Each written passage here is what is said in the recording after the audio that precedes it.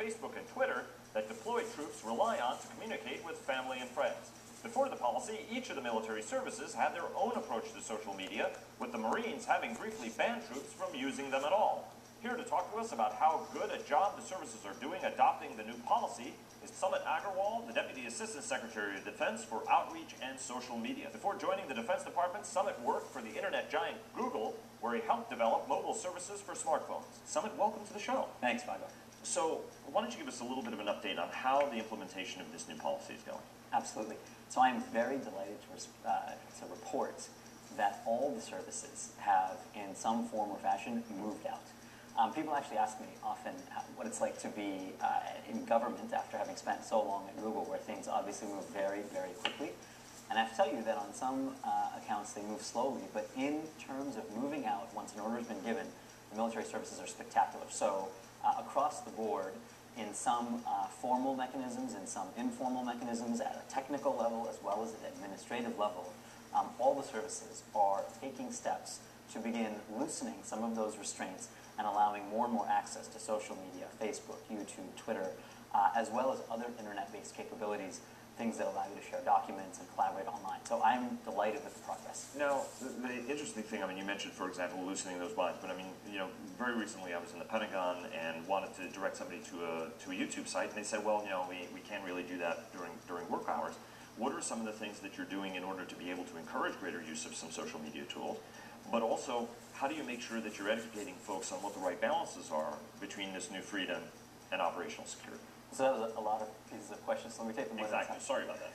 But you touched on a number of wonderful things. If someone was attempting to show you something, particularly for work purposes, on YouTube during work hours, they were by definition within our guidance, which says you're allowed to use YouTube, especially for work, right, let alone for sort of other aspects, whether they be recruiting or other sort of social aspects. So there's an awareness issue, not even an education of how, but just an awareness that you can, that we're facing. And so we're looking to just sort of get this message out that says, hey, you're allowed, and you need to go ask your local installation commander, or more likely your local installation communications guy or gal to help you gain access to these tools.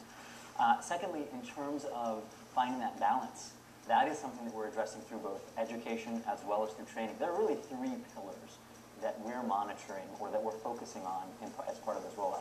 One is monitoring access. There is a patchwork, as you would imagine, of some areas that are giving wide open access, some that are giving partial, and some that haven't gotten there yet.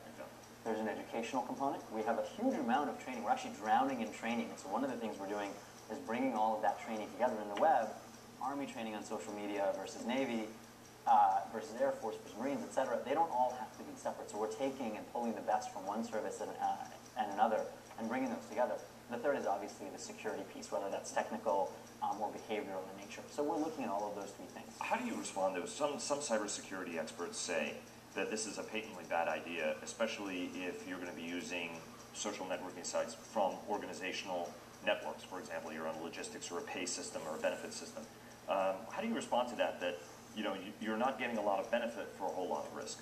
So I would agree and disagree with the cybersecurity experts. I think that those experts are typically not the ones who are downrange, needing to keep in touch with their families or collaborate globally necessarily, or if they are, they're doing it on the low side.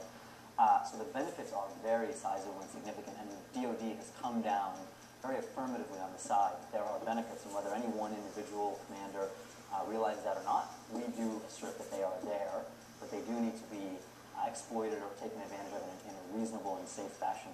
On the networking issue of a pay system or logistics system, I would agree. I wouldn't necessarily mix and match C-17 load planning software or software systems that pertain to lives hanging in the balance with those things which are being used for different either higher risk or lower classification purposes. So I agree with that.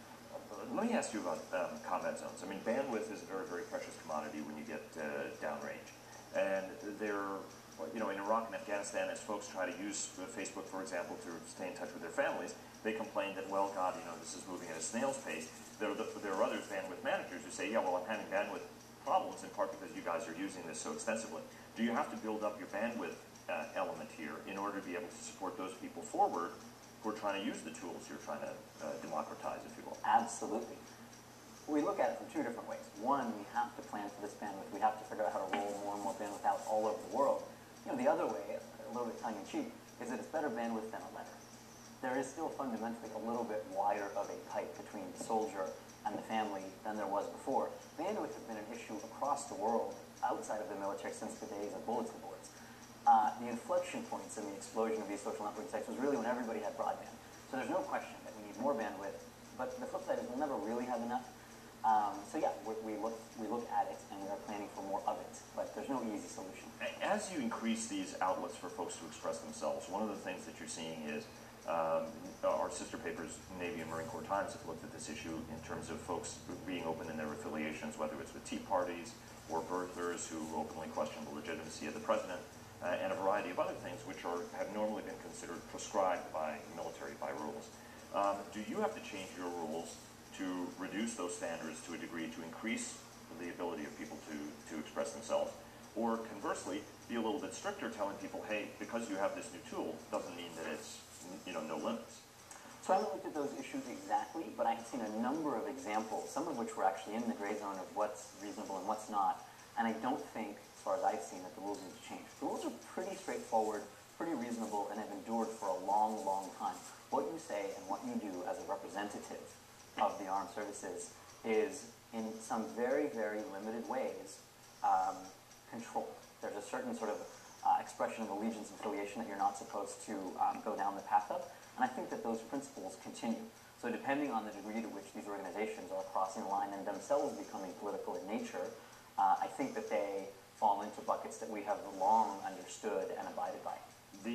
Let me ask you one very quick question before we go, which is some of your leaders do a better job using social communication, social media tools than others.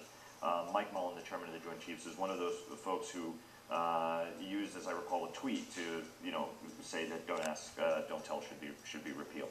What are you? Do you need a training course for general officers or senior leaders to do a better job and to use these tools and to use them correctly and appropriately and not necessarily put their foot in their mouth, for example, the first time they go out and do it? Yes and no, although I would argue that seeing the human side of a 4-star general or an admiral, to take a slightly more positive spin on putting your foot in your mouth, is part of what's delightful about these things. Seeing something other than the very, very polished persona that exists on a television is sometimes the value. But sort of to answer your question, some, I think, modest amount of training is appropriate. But on the other hand, we don't think that it's necessary for every single person to be out there. It isn't clear to me that there's appetite for every single one of our senior-most leaders or senior leaders in general to have an audience, have a following, and so forth. I think it does make sense for certain leaders to be more out there than others. I think every leader... The chairman, for example, especially one who knows how to do it. Absolutely. People like him, absolutely. I think there's a huge appetite for people to follow and observe and listen and watch the crosstalk between him and his peers. I think every leader, every individual has a natural community of people around them, and I think that they will naturally learn how to communicate better and better with that community, even if it's a much smaller one than the entire world or the entire nation.